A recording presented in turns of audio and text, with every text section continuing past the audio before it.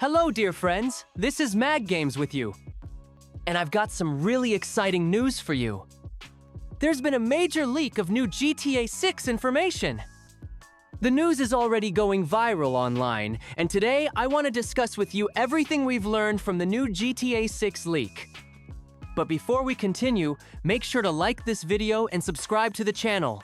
Thank you in advance for your support. So, let me first tell you about the source of this leak. The information originally came from GameRoll. He's a guy on Twitter who revealed the names of GTA 6's main characters before Rockstar did, and all his info was confirmed. It's true. It's real. And this is where things get really interesting. Because the same Rockstar insider who leaked the character names is back and shared a ton of new info and details about the game. Everything you're about to hear now is from this insider. So please, support the video with a like, because leaks like this don't come out every day. Let's go. I suggest we start with the new gameplay leak. First off, yes, the 6-star wanted level is coming back. And honestly, that's a good thing, because after 13 years of playing GTA 5, I can confidently say that 5 stars in GTA just don't make you feel anything. It's too easy. They're boring, the cops aren't challenging, they're just annoying in GTA 5. A reworked police system in GTA 6, along with the 6-star level, would make the game a lot more fun and exciting. Besides, the 5-star system first appeared in GTA 5, so it would make sense to return to 6 stars in GTA 6. So to speak, it's symbolic. Also, GTA 6 will feature a relationship bar, which was mentioned back in the 2022 gameplay leak. And it's still present in the game today. And yes, it's basically the honor system from Red Dead Redemption 2, just reimagined. That answers my old question about sex workers in GTA 6 and how the characters would react to them. Because according to the story, you and Lucia are a couple. And it would be weird to see you two in love in one scene and then cheating on each other with random NPCs on the street in another. Most likely, this will be done as a hybrid of RDR's system and the one from GTA 4. For example, they'll probably take random phone calls from GTA 4, like Lucia might call and say, "I want to go to a nightclub. If you say no, your relationship slightly worsens, and you'll feel that in future dialogue." Because in Red Dead Redemption 2, if you didn't know, dialogue changes depending on your honor level. If your honor is low, you also feel the changes both in dialogue and in subtle scenes hinting that you're going down a dark path. And since the whole story in GTA 6 revolves around Jason and Lucia, your relationship with them will likely directly affect how warm or cold the dialogue feels. Meaning, you'll be flirty and affectionate if your relationship is good and you're going on dates often. Or you'll come off as distant and more like friends rather than a couple if you don't spend time together. And I have one issue with this system. It kind of gives you a choice, but at the same time, for me personally, it feels like I have no choice. I just can't be a scumbag in Red Dead Redemption 2 while playing as Arthur. I always want to be a good guy. All my playthroughs of Red Dead Redemption 2 ended with max honor. The game gives you the choice, but I physically don't want to play Arthur as a scumbag. And I think the same thing will happen to me in GTA 6. I just won't be able to treat Lucia like trash. People criticize Quantic Dream for fake choices, but the honor system in Red Dead Redemption 2, that's the real illusion of choice. The game will include a weight-changing mechanic for your character, which is another confirmation that the weight system from GTA San Andreas is coming back. Let's celebrate. GTA 6 will feature explorable underwater areas with treasures and secrets. Now this is getting more interesting, because the underwater world in GTA 5 is just pointless. Yeah, there are seaweeds, it's detailed, there's some marine life, but there's no actual reason to dive underwater in GTA 5. Because there's just nothing interesting down there. But now Rockstar has fixed that and fleshed it out, and as someone who loves swimming underwater, I really like that. I love diving and snorkeling. And I truly believe Rockstar Games can make underwater exploration really exciting. And that exploration will reward the player with some kind of prize. It'll have actual purpose. And just think about it for a second. It opens up an incredible new playground for Rockstar Games to add Easter eggs and build fan theories. It's been clear for a while that Rockstar Games put a lot of effort into water. But it's not just technical, they're putting detail into world building, both above and below the surface. We might even see a simulation of life underwater, like they did in Red Dead Redemption 2. We could see sharks hunting seals or sea lions, or chasing smaller fish, just like how wolves and cougars hunted in RDR2. That's awesome. The scene in the second trailer where Jason buys beer at the store, that's actual gameplay, and it's been confirmed. The game will feature the ability to greet or provoke NPCs, a system brought back from RDR2. The character selection wheel now includes 3 options: Jason alone, Lucia alone, and a co-op mode where you control both characters, where you can rob places together in the open world, various locations. Some missions specifically launch in this joint mode with Lucia or Jason. And this is where I don't really understand why they added this as a separate menu option in the wheel. In GTA 5, you could just call one of the other characters, and boom, you're doing everything together, robbing stores, fighting cops, driving around. And it added this small but nice touch where you actually call your friend, plan the meetup, pick them up. It felt natural. Wouldn't it make more sense to just keep that GTA 5 system, call your partner? Like call Lucia, pick her up and head out together, play missions, give her commands? Why did they need to make this a whole separate mode in the character wheel? And how will it even work? Will the character just spawn somewhere? Drive up in a car without a call? Feels kind of illogical. But hey, that's just my opinion. Let me know what you guys think about this system down in the comments. The GPS in GTA 6 will look like a rectangle with pink route markers. So basically the minimap is the same as GTA 5, just recolored to match GTA 6's style, which makes sense. Jason will have a dead eye, like ability slow motion, with highlighted enemy weak spots. Lucia has it too, but it only works for one shot. The source says it's poorly implemented and hopes it gets improved by release. The idea is to show that Jason is a better shooter than Lucia. Honestly, I don't really get why this ability is even needed. First off, it doesn't even work well. And second, in GTA, you're just playing as people shooting other people. It's not like you're fighting beefy demons and breaking their armor or anything. You shoot someone in the leg, they fall. Shoot them in the shoulder, they drop their weapon. It's all super straightforward. Why overcomplicate it by adding a weak spot system? Maybe they mean something like the organ targeting system from Red Dead Redemption 2? So you could inflict a fatal injury or something. Like shoot through a lung or blow off someone's balls. But why would we need this in GTA 6? Honestly, I can't think of a single situation where I'd actually use this superpower. Heck, I didn't even use Franklin, Michael, or Trevor's abilities in GTA 5. I straight up forgot those powers even existed. And this whole superpower idea, I'm just not a fan. Drop your thoughts in the comments. I want to hear what you think. Personally, I think superpowers just don't belong in GTA. NPCs in GTA 6 will actually react when you pull out a weapon. They'll stare, watch you closely, maybe even call the cops. For the first time, male strippers will appear in GTA 6, so if you're playing as Lucia, or just into that, you'll get to admire ripped, oiled-up dudes. And yep, this has already been confirmed on Rockstar Games' official website. One of GTA 6's official screenshots shows a special Ladies' Night event happening. There's a poster outside the strip club showing a buff guy clearly signaling it's Ladies' Night. Now this gets really interesting.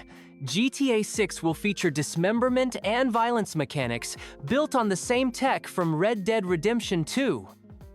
Basically, it's our first real confirmation that dismemberment is in GTA 6. You know, the old-school GTA games in the 3D universe did have dismemberment. It was toned down, sure, but kind of funny, and very cartoonish in the style of the classic GTAs. But in the HD era GTA 4 and GTA 5, I got used to it being gone, no limbs flying. And honestly, I don't even know how to feel about this news. I mean, in the gritty, brutal setting of Red Dead Redemption 2. Dismemberment added to the atmosphere. The game kept a serious tone the whole way through, so it worked.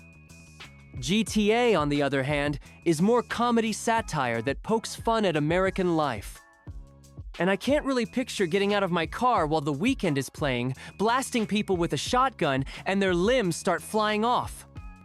Like, how will the dismemberment system even work when I'm driving my sports car at 250 kilometers per h and hit some grandma? Is her head gonna explode on the bumper? Are her arms and legs flying everywhere? Yeah, sure, that's a wild visual. But that's gonna be a bug fest and a nightmare for optimization. I'm not sure GTA, with its more playful, humorous tone, really needs that kind of gore. But hey, let me know what you think should dismemberment be in GTA 6? You know where I stand. Really curious to read your takes in the comments. About the characters, we've got confirmation that a guy named Donnie will appear, a friend of Jason. He works for Brian and is described as a bit of a weirdo. Donnie's another one of Jason's buddies.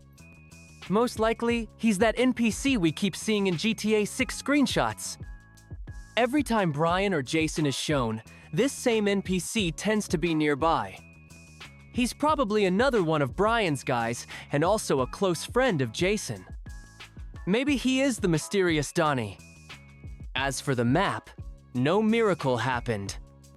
Once again, we're getting an island with malls and skyscrapers. You'll be able to enter the malls, and the skyscrapers will have working elevators. Don't worry, no story spoilers, but what we do know is that the game is structured like Red Dead Redemption 2 using the GLV system. GTA 6 will have 5 chapters total. All scenes from the second trailer are from chapters 1 through 3. Chapters 4 and 5 are closer to the end, and we haven't seen any of that yet. Also, since the first trailer dropped, GTA 6 has lost a few new features that were originally planned. That's completely normal during development. Some ideas just don't hold up or don't meet quality standards. Rather than force them in, it's better to cut those features out and forget they ever existed. No need to waste time. For starters, GTA 6 won't have fully detailed, explicit 18+ scenes. According to an insider, you won't be able to listen to music outside of your car in GTA 6. And I straight up don't believe that. I don't know what the insider was looking at, because Rockstar's official site has shown characters working out or doing stuff with headphones on multiple times. And it would be logical to assume that these headphones are not just an accessory that you put on the character's ears to make him just look cooler. Most likely, these are working headphones because it's not that difficult to do. This was already in Watch Dogs 2, and to be honest, I strongly doubt that Rockstar Games, with their attention to detail, somehow didn't work on the headphones. If there were no working headphones, they simply wouldn't have shown them. And here they are, literally shown close up as one of the new features of the game. Also, in GTA 6, you won't be able to lie on your stomach and crawl like it was shown in the leaked GTA 6 gameplay in 2022.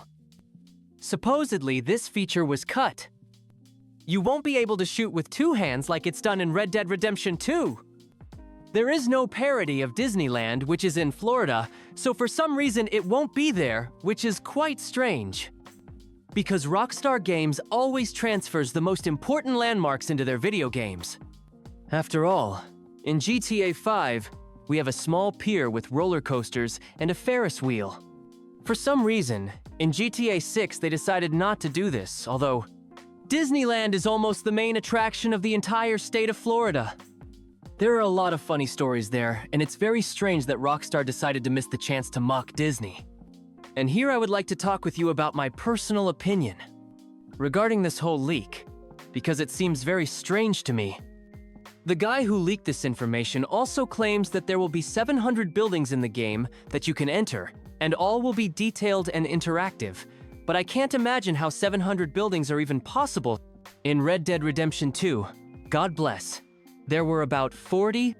How GTA 6 can handle 700 buildings with unique interiors and so on. But that's somehow unrealistically many. It's impossible. And that's a big problem of this leak, because many things in it seem to make no sense. Most of the points in this leak sound like a compilation of old 2022 leaks mixed with fan theories and some obvious assumptions. That you won't be able to shoot with two hands like in Red Dead Redemption 2. The second question that bothers me is, where does so much info come from? This person who supposedly works at Rockstar Games, or knows someone who works at Rockstar Games previously, only leaked the last names of the main characters Jason and Lucia. Now, he supposedly wants to share with the whole world a huge list of data about what will and won't be in GTA 6. But where from? Rockstar has never allowed such a massive info leak before the release of any of their games. There have been no successful hacker attacks on Rockstar Games. There have been no loud firings or scandals either. Where did all this information come from? There is just unrealistically much and unrealistically detailed. And the main thing here is that we have no confirmations, no screenshots, documents, videos, only a text post. This is the main indicator that it's most likely fake, but we cannot confirm or deny it. Because this leak has information that somewhat overlaps with data we have from the 2022 leak, but again, we cannot verify all this until the third trailer is released. No new batch of screenshots or until GTA 6 release. We won't understand if it's true or false. And here, everyone will decide whether to believe the leak or not. Personally, I am very skeptical about it. But again, this person has already leaked GTA 6 data that was confirmed. So why would he lie now? He could have just stayed silent, but he came forward and shared information about the game. If this person had never shared any truthful information about GTA 6, I wouldn't even make a video. But he already has experience providing genuinely legitimate information about GTA 6. He has kind of already proven the fact that he has connections inside Rockstar Games. And these connections don't just feed bullshit. So it's complicated. It's very difficult to draw conclusions. I advise you to approach this leak with a large degree of skepticism, but the fact itself is quite interesting. Because everything points to it being somewhat true, but I can't fully believe it. Too good? Too early for a new leak? The second trailer literally came out just a month ago. A whole bunch of screenshots. Here's another leak. Too good to be true. But hey, that's just my opinion. Write what you think in the comments. Do you believe it? And basically, what do you think? Could it be that Rockstar Games will allow another leak of GTA 6 info after all the nightmare they went through in 2022? I highly doubt it, but I just can't stay silent about this leak. Because we already have experience that the person who supposedly works at Rockstar Games really leaked genuine info about the game. I'm waiting for you in the comments. This was Mag Games with you. Like, subscribe to the channel if you still aren't subscribed for some reason. See you in new videos very soon. See you soon. Bye-bye.